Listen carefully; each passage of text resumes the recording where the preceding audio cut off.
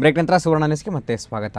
ಪ್ರಾಮಾಣಿಕ ಕೆಎಎಸ್ ಅಧಿಕಾರಿ ಮಹಾಂತೇಶ್ ಕೊಲೆ ಪ್ರಕರಣದ ಬಗ್ಗೆ ಯಾಕೋ ಏನೋ ಸರ್ಕಾರ ತುಂಬ ನಿರ್ಲಕ್ಷ್ಯ ಮಾಡ್ತಾ ಇದೆ. ಸಿಐಡಿ ತನಿಖೆ ಸಾಧ್ಯವೇ ಇಲ್ಲ ಅಂತ ಇರೋ ಸರ್ಕಾರ ಈಗಾಗಲೇ 4 ವಶಕ್ಕೆ ಪಡೆದು ವಿಚಾರಣೆ ನಡೆಸ್ತಾ ಇರೋದಾಗಿ ಹೇಳಿಕೊಂಡಿದೆ.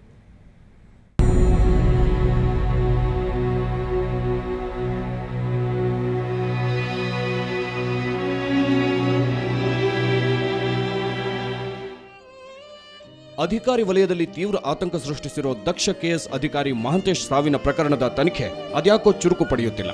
ತನಿಖೆ ಬಗ್ಗೆ ದಿನಕ್ಕೊಂದು ಹೇಳಿಕೆ ನೀಡುತ್ತಿದ್ದ ಗೃಹ ಸಚಿವ ಆರ್ ಅಶೋಕ್ ಇವತ್ತು ಕಮಿಷನರ್ ಜ್ಯೋತಿ ಪ್ರಕಾಶ್ ಮಿರ್ಜಿ, ತನಿಖಾಧಿಕಾರಿ ಜಂಟಿ ಪೊಲೀಸ್ ಆಯುಕ್ತ ಮೊಹಾಂತಿ ಜೊತೆ ಸಮಾಲೋಚಿಸಿದ್ರು. ಬಳಿಕ ಸುದ್ದಿಗಾರರ ಜೊತೆ ಮಾತನಾಡಿದ ಅಶೋಕ್, ಘಟನೆ ಸಂಬಂಧ 4 ಬಂಧಿಸಿದ್ದೇವೆ, ತನಿಖೆ ತೀವ್ರಗತಿಯಲ್ಲಿ ಸಾಗ್ತಿದೆ ಅಂತ ಮತ್ತದೇ ಡೈಲಾಗ್ ಹೊಡೆದ್ರು. ಕೆಲವ್ರನ್ನ ನಾವು ಅಫಿಷಿಯಲ್ ಆಗಿ ಹೆಸರುಗಳು ಹೇಳೋಕ್ಕಾಗದಿದ್ರೂ ಈಗಾಗಲೇ ಕೆಲವ್ರನ್ನೆಲ್ಲ ನಾವು ಕಸ್ಟಡಿಗೆ ತೆಗೆದುಕೊಂಡಿದ್ರಿ. ಎನ್ಕ್ವೈರಿ ನಡೀತಾ ಇದೆ. ಮತ್ತು ಇದರ ಸಂಬಂಧವಾಗಿ ಬೇರೆ ರಾಜ್ಯಕ್ಕೂ ಸಹ ನಮ್ಮ ಪೊಲೀಸ್ ಅಧಿಕಾರಿಗಳು ಹೋಗಿದ್ದಾರೆ. ಬೇರೆ ರಾಜ್ಯಕ್ಕೂ ಈ ಕ್ಲೂ ಹಿಡ್ಕೊಂಡು ಬೇರೆ ರಾಜ್ಯಕ್ಕೂ ಹೋಗಿದ್ದಾರೆ. ಸೊ ಪೊಲೀಸರ ತನಿಖೆಗೆ ಏನೇನು ಬೇಕೋ ಅದನ್ನು ಅರೆಸ್ಟನ್ನು ಮಾಡಿದ್ದೀರಿ ನಾವು. ಆದರೆ ಅದನ್ನು ಮಾಧ್ಯಮದಂತೆ ನಾವು ಹೇಳೋಕ್ಕಾಗಲ್ಲ. ಇದೇ ವೇಳೆ ಪ್ರಕರಣದ ತನಿಖೆಯನ್ನು ಸಿಬಿಐಗೆ ವಹಿಸುವ ಪ್ರಸ್ತಾಪವನ್ನು ನಗರ ಪೊಲೀಸ್ ಆಯುಕ್ತ ಜ್ಯೋತಿ ಪ್ರಕಾಶ್ ಮಿರ್ಜಿ ತಳ್ಳಿಹಾಕಿದ್ರು. ನಾವೇ ಎಲ್ಲ ಆಯಾಮಗಳಿಂದಲೂ ತನಿಖೆ ಮಾಡ್ತೀವಿ ಅಂದರು. ಇಲ್ಲ, ಇದನ್ನು ನಾವು ಪತ್ತೆ ಹಚ್ಚುವಂಥ ಮಾಡ್ತೀವಿ ಅಂತ ಗೊತ್ತಿದೆ. ಅದರಿಂದ ಸಿಐಡಿಗೆ ವಹಿಸುವಂಥದ್ದೇನು ಅಗತ್ಯತೆ ಇಲ್ಲ ಅಂತ ನಾನು ಅಂದ್ಕೊಂಡಿದ್ದೇನೆ. ಯಾವ ಒತ್ತಡ ನಾವು ಇದುವರೆಗೂ ನಮ್ಮ ಇಷ್ಟು ವರ್ಷ ಸರ್ವಿಸಲ್ಲಿ ಯಾವುದೂ ರಾಜಕೀಯ ಒತ್ತಡ ಮಾಡಿಲ್ಲ. ಕರ್ನಾಟಕದಲ್ಲಿ ಯಾರು ರಾಜಕೀಯ ವ್ಯಕ್ತಿಗಳು ಆ ರೀತಿ ಒತ್ತಡ ಮಾಡೋದಿಲ್ಲ. ಈ ಪ್ರಕರಣ ಅಲ್ಲ, ಯಾವುದೇ ಪ್ರಕರಣದಲ್ಲೂ ಯಾವ ಅಂಥ ರಾಜಕೀಯ ಕಾರಣ ವ್ಯಕ್ತಿಗಳು ಕರ್ನಾಟಕದಲ್ಲಿ ಇಲ್ಲ, ಅಂಥದ್ದು ಯಾರು ಮಾಡೋದಿಲ್ಲ. ಆದರೆ ಸಿಎಂ ಸದಾನಂದ ಗೌಡರು ಹೇಳಿದ್ದೇ ಬೇರೆ. ಈಗಾಗಲೇ 3/4 ಭಾಗ ತನಿಖೆ ಮುಗಿದಿದೆ, 2 ದಿನಗಳಲ್ಲಿ ಆರೋಪಿಗಳನ್ನು ಬಂಧಿಸ್ತೀವಿ ಎಂದರು. ಈಗಾಗಲೇ ಒಂದು ಹಂತದವರೆಗೆ ಇನ್ವೆಸ್ಟಿಗೇಷನ್ ಮುಂದುವರೆದಿದೆ. ಈಗಾಗಲೇ ಒಂದು ಆರೋಪಿಗಳನ್ನು ಬಂಧನ ಮಾಡುವಂಥ ಪ್ರಕ್ರಿಯೆಯಲ್ಲಿ ನಾವು ಮುಂದೆ ಹೋಗಿದ್ದೇವೆ ಮತ್ತು ಅದರ ಪೂರ್ತಿ ಮಾಹಿತಿಗಳು ಬಾಕಿದ್ದೆಲ್ಲ ಲಭ್ಯ ಆಗಿದೆ. ಇವತ್ತು ನಾಳೆ 2 ದಿನಗಳೊಳಗೆ ಆ ಆರೋಪಿಗಳನ್ನು ಬಂಧನ ಮಾಡುವಂಥದ್ದು ಮತ್ತು ಅದಕ್ಕೆ ಸಂಬಂಧಪಟ್ಟಂಥ ವಿಚಾರಗಳು ಕೂಡ ಸಾರ್ವಜನಿಕರಿಗೂ ಕೂಡ ಲಭ್ಯ ಆಗುತ್ತೆ. ಯಾವುದೇ ಸಂದರ್ಭದಲ್ಲಿ ಕೂಡ ಇಂಥ ಒಂದು ಕೇಸ್ಗಳ ಬಗ್ಗೆ ಅತ್ಯಂತ ಗಂಭೀರವಾದಂಥ ಹೆಜ್ಜೆಗಳನ್ನು ನಮ್ಮ ಸರ್ಕಾರ ಇಡ್ತದೆ. ಈಗಾಗಲೇ ನಾವು 75% ಎಲ್ಲವೂ ಕೂಡ ಆಗಿದೆ, ಸ್ವಲ್ಪ ಬಾಕಿ ಇದೆ. ಇವತ್ತು ನಾಳೆಯಲ್ಲಿ ಪೂರ್ತಿ ಮಾಹಿತಿ ಹೊರಗಿದೆ. ಈ ಮಧ್ಯೆ ಕಾಂಗ್ರೆಸ್ ನಾಯಕರು ಸರ್ಕಾರದ ವಿರುದ್ಧ ವಾಗ್ದಾಳಿ ನಡೆಸಿದ್ರು. ಮಹಾಂತೇಶ್ ಕೊಲೆ ಪ್ರಕರಣದ ತನಿಖೆ ಹಳ್ಳ ಹಿಡಿಯುತ್ತಿದೆ ಅಂತ ಕೆಪಿಸಿಸಿ ಅಧ್ಯಕ್ಷ ಡಾಕ್ಟರ್ ಪರಮೇಶ್ವರ್ ಕಿಡಿಕಾರಿದ್ರು. ಈ ಸರ್ಕಾರದಿಂದ ಯಾವುದೇ ರೀತಿಯ ನ್ಯಾಯ ಸಿಗೋದಕ್ಕೆ ಸಾಧ್ಯ ಇಲ್ಲ. ಆದರೆ ನಮಗೆ ಜುಡಿಷಿಯಲ್ ಎನ್ಕ್ವೈರಿ ಆಗಬೇಕು. ಯಾವುದೇ ಸಿಟ್ಟಿಂಗ್ ಜಡ್ಜ್ ಅವರು ಇರ್ಬೋದು, ಅವರ ನೇತೃತ್ವದಲ್ಲಿ ಇದಕ್ಕೆ ಒಂದು ತನಿಖೆ ಮಾಡಿಸಿ. ಒಟ್ನಲ್ಲಿ ಮಹಾಂತೇಶ್ ಕೊಲೆ ಪ್ರಕರಣದಲ್ಲಿ ಸರ್ಕಾರ ತೋರಿಸುತ್ತಿರುವ ನಿಧಾನಗತಿಯ ಪ್ರತಿಕ್ರಿಯೆ ಹಲವು ಅನುಮಾನಗಳನ್ನು ಹುಟ್ಟುಹಾಕಿದೆ. ಮಹಾಂತೇಶ್ ಕೊಲೆ ಪ್ರಕರಣದ ತನಿಖೆಯನ್ನು ಸಿಐಡಿಗೆ ವಹಿಸದ ಸರ್ಕಾರದ ನಿಲುವು ಪ್ರಾಮಾಣಿಕ ಅಧಿಕಾರಿ ವರ್ಗವನ್ನು ಆತಂಕಕ್ಕೆ ದೂಡಿದೆ. ಧರಣೀಶ್ ಬೂಕನಕೆರೆ, ಸುವರ್ಣ ನ್ಯೂಸ್ 24/7 ಬೆಂಗಳೂರು. ಅಮಾವಾಸ್ಯೆ ದಿನ ಸಮಾಧಿಗೆ ಪೂಜೆ ಸಲ್ಲಿಸಿದರೆ ಪ್ರೇತಶಕ್ತಿಗಳು ಶಾಂತವಾಗ್ತವೆ ಅಂತ ಹಸಿ ಸುಳ್ಳು ಹೇಳಿ ಮೋಸ ಮಾಡಲು ಯತ್ನಿಸಿದ ಸುಡುಗಾಡು ಸಿದ್ಧರಿಗೆ ದಾವಣಗೆರೆಯ ತೆಲಗಿ ಗ್ರಾಮಸ್ಥರು ಧರ್ಮದೇಟು ನೀಡಿ ಬುದ್ಧಿ ಕಲಿಸಿದ್ದಾರೆ. ಇನ್ಮುಂದೆ ಇಂಥ ಬುರುಡೆ ಬಿಡೋ ಕೆಲಸ ಮಾಡದಂತೆ ಎಚ್ಚರಿಕೆಯನ್ನು ನೀಡಿದ್ದಾರೆ.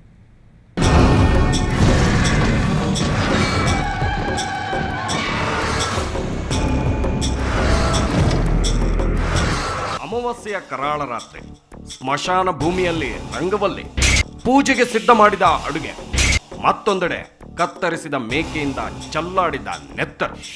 ಇದನ್ನೆಲ್ಲ ನೋಡಿದ್ರೇನೆ ಭಯ ಹುಟ್ಟುತ್ತೆ. ಪ್ರೇತ ನಿವಾರಣೆಗೆ ಇಂಥ ಭಯಂಕರ ಪೂಜೆಯನ್ನು ಮಾಡಬೇಕಾ ಅನ್ನೋ ಭಯ ಹುಟ್ಟುತ್ತೆ. ಆದರೂ ತಮ್ಮ ಸಂಕಷ್ಟ ನಿವಾರಣೆಗೆ ಸುಡುಗಾಡು ಸಿದ್ಧರ ಮಾತು ಕೇಳಿದ ದಾವಣಗೆರೆ ಜಿಲ್ಲೆ ಹರಪ್ಪನಹಳ್ಳಿಯ ತೆಲಗಿ ಗ್ರಾಮಸ್ಥರು ಪೂಜೆ ಮಾಡಿಸಿದ್ರು. ನೆಲದಲ್ಲಿ ಹುದುಗಿಟ್ಟ ಮೇಕೆ ದೇಹ, ರಕ್ತದಿಂದ ದೀಪ ಬೆಳಗಿಸಿ ಸುಡುಗಾಡು ಸಿದ್ಧರು ಕ್ಷುದ್ರ ದೇವತೆಗಳಿಗೆ ಪೂಜೆ ಸಲ್ಲಿಸಿದ್ರು. ಆದರೆ ಸುಡುಗಾಡು ಸಿದ್ಧರು ಮಾತು ಕೊಟ್ಟಂತೆ ಪೂಜೆ ಮಾಡಿದಾಗ ಶವಗಳು ಮೇಲೇಳಲೇ ಇಲ್ಲ. ಅದುವರೆಗೂ ಮೂಕ ಪ್ರೇಕ್ಷಕರಂತೆ ಕುಳಿತಿದ್ದ ಗ್ರಾಮಸ್ಥರು ರೊಚ್ಚಿಗೆದ್ರು. ಇದೊಂದು ಮೋಸ ಮಾಡುವ ತಂತ್ರ ಅಂತ ಸುಡುಗಾಡು ಸಿದ್ಧರನ್ನು ತರಾಟೆಗೆ ತೆಗೆದುಕೊಂಡ್ರು. ಯಾವಾಗಲೇ ಶಾಂತಿ ಮಾಡೋದು, ಸುಡುಗಾಡ ಶಾಂತಿ ಮಾಡ್ಬೇಕಾರೆ ದೇವ್ರನ್ನ ಹೆಂಗ ನಾವು ಜಾತ್ರೆ ಮಾಡ್ತೀವೋ ಅದೇ ರೀತಿಯಾಗಿ ಸುಡುಗಾಡನ ನಾವು ಶಾಂತಿ ಮಾಡಬೇಕು. ಅದಕ್ಕೋಸ್ಕರ ನಾವು ಹೋಗಿದ್ದು. ಎಲ್ಲ ಪೂಜೆ ಮುಗಿಸ್ಕೊಂಡ್ವಿ. ಬರೋತ್ನಾಗ ಜನಸಂಖ್ಯೆ ನಮಗೆ ತಪ್ಪಾಗಿ ತಿಳ್ಕೊಂಡು ಯಾವುದಾಗಲೇ ದುಡ್ಡು ಇಸ್ಕೊಂಡ್ರು ಅಂತ ತಪ್ಪು ಅಪವಾದ ವರ್ಷಿ ನಮಗೆ ಒಳ್ಳೆಯಕ್ಕೆ ಬಂದರು. ತೆಲಗಿ ಗ್ರಾಮದಲ್ಲಿ ಸಂಭವಿಸುತ್ತಿದ್ದ ನಿರಂತರ ಸಾವುಗಳಿಗೆ ಕ್ಷುದ್ರ ಶಕ್ತಿಗಳು ಕಾರಣ. ಹೀಗಾಗಿ ಕ್ಷುದ್ರ ದೇವತೆಗೆ ಶಾಂತಿ ಮಾಡಿಸಬೇಕು ಅಂತ ಯಾರೋ ಹೇಳಿದ ಮಾತಿಗೆ ಗ್ರಾಮಸ್ಥರು ಮರಳಾಗಿದ್ದರು. ಹೀಗಾಗಿ ಆಂಧ್ರ ಮೂಲದ ಧರ್ಮಪ್ಪನಿಂದ ಪೂಜೆ ಮಾಡಿಸಲು ಒಪ್ಪಿದ್ದಾರೆ. ಇದಕ್ಕಾಗಿ ಗ್ರಾಮಸ್ಥರು 40,000 ರೂಪಾಯಿ ನಗದು, 4 ಮೇಕೆಗಳು, ಕೋಳಿ, ಅಕ್ಕಿ ಸೇರಿದಂತೆ ಪೂಜಾ ಸಾಮಗ್ರಿಯನ್ನು ನೀಡಿ ರುದ್ರಭೂಮಿಯಲ್ಲಿ ಪೂಜೆ ಮಾಡಿಸಿದ್ದಾರೆ. ಆದರೆ ಯಾವಾಗ ಶವ ಮೇಲೇಳಲಿಲ್ಲವೋ ಆಗ ಗ್ರಾಮಸ್ಥರಿಗೆ ಜ್ಞಾನೋದಯವಾಗಿದೆ. ಸುಡುಗಾಡು ಸಿದ್ಧರನ್ನು ಹಿಡಿದು ತದುಕಿ ಸತ್ಯ ಬಾಯ್ಬಿಡಿಸಿದ್ದಾರೆ. ಇವತ್ತು ಅಮಾಸಿ ಕಟ್ ಮಾಡಿ ಎಲ್ಲ ಕ್ಲೀನ್ ಮಾಡ್ತಾವಂತಂದು ಹೇಳಿ ಎಲ್ಲ ರೊಕ್ಕ ಇಸ್ಕೊಂಡು ಹೋಗಿ ಕುಡ್ದು ಕೋಳಿ ಒಂದು ಮರಿ ಕೊಟ್ಟು ಆಡ ಅಂದ್ ಕೊಯ್ದು ಅಲ್ಲಿ ಒಟ್ಟು ಗರಿ ಪರಿ ಹಾಕ್ತಂಗೆ ಮಾಡಿ ಎಣ ಎಬ್ಸ್ತಾವ ಅಂತ ಹೇಳಿದ್ರಿ ಅವರು. ಎಣ ಎಬ್ಸ್ರಿ ಅಂತ ಜನ ಎಲ್ಲ ಫುಲ್ ಭರ್ಜರಿ ಜನ ಸರ್. ಎಣ ಎಬ್ಸ್ರಿ ಅಂತ ಕುತ್ಕೊಂಡ್ರು ಸರ್. ಇವರೆಲ್ಲ ದಿಕ್ಕಾಪಟ್ಟ ಹೋಗ್ಯಾಬಿಟ್ರು. ಪ್ರಕರಣ ಸಂಬಂಧ ತೆಲಗಿ ಪೊಲೀಸ್ ಠಾಣೆಗೆ ಗ್ರಾಮಸ್ಥರು ದೂರು ನೀಡಿದ್ದಾರೆ. ಆದ್ರೆ ವೈಜ್ಞಾನಿಕ ದಿನಗಳಲ್ಲೂ ಜನ ಮೂಢನಂಬಿಕೆಗೆ ಮಾರು ಹೋಗಿ ಮೋಸ ಹೋಗಿದ್ದು ಮಾತ್ರ ದುರಂತ. ರಾಜಪ್ಪ ಸುತ್ತೂರು, ಸುವರ್ಣ ನ್ಯೂಸ್ 24/7 ದಾವಣಗೆರೆ. ಇನ್ನು ಲೋಕಪಾಲ್ ವಿಷಯ ಮತ್ತೆ ಚರ್ಚೆಗೆ ಬಂದಿದೆ. ಈ ಅಧಿವೇಶನದಲ್ಲಿ ಮಸೂದೆಗೆ ಅಂಗೀಕಾರ ಸಿಗುತ್ತೆ ಅನ್ನೋ ನಿರೀಕ್ಷೆ ಇತ್ತು. ಆದರೆ ವಿಪಕ್ಷಗಳು ಸದನದಲ್ಲಿ ಗದ್ದಲ ಎಬ್ಬಿಸಿ ಮಸೂದೆಗೆ ವಿರೋಧ ವ್ಯಕ್ತಪಡಿಸಿವೆ. ಹೀಗಾಗಿ ಈ ಬಾರಿಯೂ ಅಂಗೀಕಾರ ಸಿಗೋದು ಅನುಮಾನ.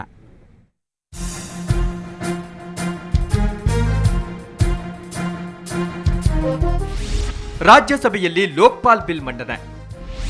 ಆಡಳಿತ ಪಕ್ಷಕ್ಕೆ ಕೊಡಲಿಲ್ಲ ಬಿಜೆಪಿ ಮನ್ನಣೆ. ಲೋಕ್ಪಾಲ್ ಬಿಲ್ ಜಾರಿಯಾಗೋದು ಇನ್ನೂ ಅನುಮಾನ. ದೇಶದ ಜನ ಕುತೂಹಲದಿಂದ ನಿರೀಕ್ಷೆ ಮಾಡ್ತಿರೋ ಲೋಕ್ಪಾಲ್ ಮಸೂದೆ ಜಾರಿಯಾಗೋದು ಇನ್ನೂ ಅನುಮಾನ. ಕಳೆದ ಬಾರಿಯ ಅಧಿವೇಶನದಲ್ಲಿ ಲೋಕಸಭೆಯಲ್ಲಿ ಮಸೂದೆಗೆ ಅಂಗೀಕಾರ ಸಿಕ್ಕಿತ್ತು. ಆದರೆ ರಾಜ್ಯಸಭೆಯಲ್ಲಿ ಅಂಗೀಕಾರ ಸಿಗದಿದ್ದಾಗ ಮುಂಬರುವ ಅಧಿವೇಶನದಲ್ಲಿ ಅಂಗೀಕರಿಸುವುದಾಗಿ ಹೇಳಿತ್ತು. ಅದರಂತೆ ಇವತ್ತು ರಾಜ್ಯಸಭೆಯಲ್ಲಿ ಸಚಿವ ನಾರಾಯಣಸ್ವಾಮಿ ಮಂಡನೆಗೆ ಮುಂದಾದ್ರು. ಮಸೂದೆಯನ್ನ ಮಂಡಿಸಿ ಅದನ್ನ ಜಂಟಿ ಆಯ್ಕೆ ಸಮಿತಿಗೆ ಕಳುಹಿಸಲು ಕಾಂಗ್ರೆಸ್ ನಿರ್ಧರಿಸಿತ್ತು. ಆದರೆ ಇದಕ್ಕೆ ಬಿಜೆಪಿ ತೀವ್ರ ಆಕ್ಷೇಪ ವ್ಯಕ್ತಪಡಿಸಿ ಸದನದಲ್ಲಿ ಗದ್ದಲ ಮಾಡಿತು. ಇದಕ್ಕೂ ಮುನ್ನ ಲೋಕಸಭೆಯಲ್ಲಿ ಕಪ್ಪು ಹಣಕ್ಕೆ ಸಂಬಂಧಿಸಿದಂತೆ ವಿತ್ತ ಸಚಿವ ಪ್ರಣಬ್ ಮುಖರ್ಜಿ ಶ್ವೇತಪತ್ರ ಮಂಡಿಸಿದ್ರು. ಸುಮಾರು 97 ಪುಟಗಳ ಶ್ವೇತಪತ್ರ ಮಂಡನೆ ಮಾಡಿದ್ರು. ಸ್ವಿಸ್ ಬ್ಯಾಂಕುಗಳಲ್ಲಿರುವ ಕಪ್ಪು ಹಣವನ್ನ ವಾಪಸ್ ತರಲು ಕಾನೂನಿನ ಅಡಿಯಲ್ಲಿ ಯಾವುದೇ ಅವಕಾಶವಿಲ್ಲ. ವಿದೇಶದಲ್ಲಿರುವ ಕಪ್ಪು ಹಣದ ಪ್ರಮಾಣ ಇಳಿಕೆಯಾಗಿದೆ ಅಂತ ಪ್ರಣಬ್ ಹೇಳಿದ್ರು. ನಾಳೆ ಬಜೆಟ್ ಅಧಿವೇಶನ ಮುಗಿಯಲಿದೆ. ಹೀಗಾಗಿ ಉಳಿದಿರುವ ಮಸೂದೆಗಳನ್ನ ತರಾತುರಿಯಲ್ಲಿ ಮಂಡಿಸುವ ಯೋಚನೆಯಲ್ಲಿದೆ ಆಡಳಿತ ಪಕ್ಷ. ಇದೆಲ್ಲದರ ಮಧ್ಯೆ ಅಣ್ಣಾ ತಂಡ ಮತ್ತೆ ರಣಕಹಳೆ ಊದಲು ಸಜ್ಜಾಗಿದೆ. ಲೋಕ್ಪಾಲ್ ಬಿಲ್ಗೆ ಒತ್ತಾಯಿಸಿ ಅಣ್ಣಾ ಹೊರತುಪಡಿಸಿ ಉಳಿದ ಸದಸ್ಯರು ಉಪವಾಸ ಮಾಡಲು ಸಿದ್ಧರಾಗಿದ್ದಾರೆ. ಬ್ಯೂರೋ ರಿಪೋರ್ಟ್, ಸುವರ್ಣ ನ್ಯೂಸ್. ನಾನಾ ಕಾರಣಗಳಿಗಾಗಿ ನಾವು ಅರಣ್ಯವನ್ನು ನಾಶ ಮಾಡ್ತಾ ಇದ್ದೇವೆ. ಅದರಲ್ಲೂ ಪೇಪರ್ ತಯಾರಿಕೆಗೆ ಕೋಟ್ಯಾಂತರ ಮರಗಳು ಆಹುತಿಯಾಗ್ತಾ ಇವೆ. ಆದರೆ ಇನ್ಮುಂದೆ ಇದಕ್ಕೆ ಸ್ವಲ್ಪ ಮಟ್ಟಿನ ಬ್ರೇಕ್ ಬೀಳಲಿದೆ.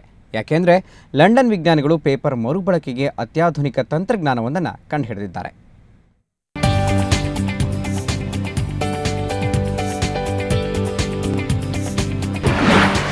ಮುದ್ರಿತ ಅಕ್ಷರಗಳನ್ನೇ ಇಲ್ಲವಾಗಿಸುತ್ತೆ, ಫೋಟೋಗಳನ್ನು ಅಳಿಸಿಬಿಡುತ್ತೆ. ಲಂಡನ್ ವಿಜ್ಞಾನಿಗಳ ಹೊಸ ಆವಿಷ್ಕಾರ. ಕಂಪ್ಯೂಟರ್ನಲ್ಲಿ ಪ್ರಿಂಟ್ ಆಪ್ಷನ್ಸ್ ಮಾತ್ರ ನೋಡ್ತೀವಿ, ಆದ್ರೆ ಇನ್ಮುಂದೆ ಅನ್ಪ್ರಿಂಟ್ ಆಪ್ಷನ್ಸ್ ಕೂಡ ಇರುತ್ತೆ.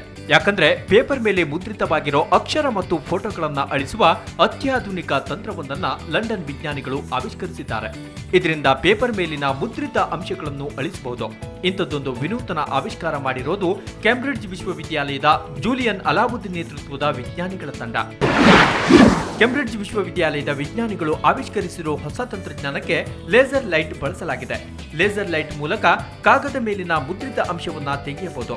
ಅಕ್ಷರ ಮತ್ತು ಫೋಟೋಗಳನ್ನ ಸುಲಭವಾಗಿ ಇಲ್ಲವಾಗಿಸಬಹುದು. ಈ ತಂತ್ರಜ್ಞಾನ ಬಳಸೋದ್ರಿಂದ ಕಾಗದಕ್ಕೆ ಯಾವುದೇ ಹಾನಿಯಾಗುವುದಿಲ್ಲ. ಜೊತೆಗೆ ಪೇಪರ್ ವಿರೂಪಗೊಳ್ಳುವುದಿಲ್ಲ. ಪೇಪರ್ ಬಣ್ಣವು ಬದಲಾಗುವುದಿಲ್ಲ. ಇದರಿಂದಾಗಿ ಬಳಸಿದ ಕಾಗದವನ್ನ ಮತ್ತೆ ಮತ್ತೆ ಬಳಸಬಹುದು. ಜೊತೆಗೆ ಲೇಸರ್ ಲೈಟ್ ಬಳಸಿದಾಗ ಆವಿಯಾಗುವ ಇಂಕ್ ಕೂಡ ಸಂಗ್ರಹಿಸಿ ಮರುಬಳಕೆ ಮಾಡಬಹುದು. ಕಾಗದದ ಮರುಬಳಕೆಗೆ ಇದು ಅತ್ಯಾಧುನಿಕ ಹಾಗೂ ಸುಲಭ ವಿಧಾನವಾಗಿದೆ. ಅನ್ಪ್ರಿಂಟರ್ ತಯಾರಿಕೆಗೆ 1652 ಲಕ್ಷ ರೂಪಾಯಿ ವೆಚ್ಚ ಮಾಡಲಾಗಿದೆ. ಆದರೆ ತಂತ್ರಜ್ಞಾನ ಅಭಿವೃದ್ಧಿ ಮಾಡಿ ಅನ್ಪ್ರಿಂಟ್ ಯಂತ್ರ ತಯಾರಿಸಿದ್ರೆ ಅದರ ವೆಚ್ಚ ಸಾಕಷ್ಟು ಕಡಿಮೆಯಾಗಲಿದೆ ಅನ್ನೋದು ವಿಜ್ಞಾನಿಗಳ ಅಭಿಮತ. ಈಗಾಗಲೇ ಈ ಅತ್ಯಾಧುನಿಕ ಅನ್ಪ್ರಿಂಟರ್ ತಯಾರಿಕೆಗೆ ಹಲವಾರು ಕಂಪನಿಗಳು ಆಸಕ್ತಿ ತೋರಿಸಿವೆ.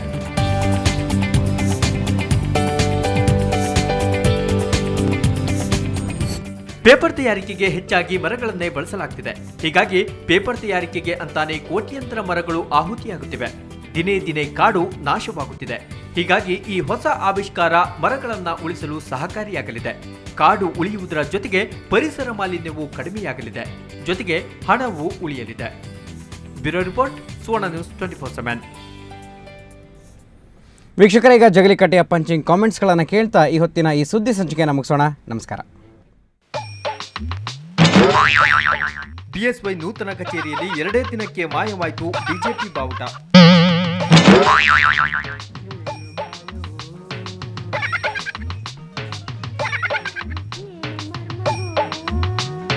ಬಿಜೆಪಿ ಬಾವುಟ ಯಾಕೆ ಹೋಯಿತೋ, ಕಮಲವು ಏಕೆ ಬಾಡಿ ಹೋಯಿತೋ, ಯಾವನೇ ಗೊತ್ತು.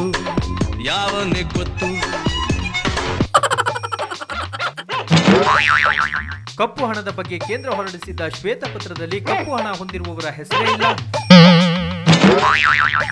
ಕಪ್ಪು ಹಣ ಹೊಂದಿದವರ ಹೆಸರು ಹೇಳಿದ್ರೆ ಅದು ಬ್ಲ್ಯಾಕ್ ಪೇಪರ್ ಆಗುತ್ತೆ, ವೈಟ್ ಪೇಪರ್ ಆಗಲ್ಲ. ಪ್ರಣಬ್ ಮುಖರ್ಜಿ ಸಮಜಾಯಿಸಿ ಕೊಟ್ರು ಗುರು. ಗಂಡು ಮಗುವಿನ ತಾಯಿಯಾದ ಶಿಲ್ಪಾ ಶೆಟ್ಟಿ. ನಿರೀಕ್ಷಿಸಿ ಬ್ರೇಕಿಂಗ್ ನ್ಯೂಸ್. ಶಿಲ್ಪಾ ಶೆಟ್ಟಿ ಮಗನಿಗೂ ಐಶ್ವರ್ಯ ರೈ ಮಗಳಿಗೂ ಮದುವೆ ಮಾತುಕತೆ ನಡೆಯುತ್ತಿದೆ. ಸುಲಭದ ಗುರಿ ಮುಟ್ಟಲಾರದೆ ಐಪಿಎಲ್ನಿಂದ ಹೊರಬಿದ್ದ ಆರ್ಸಿಬಿ.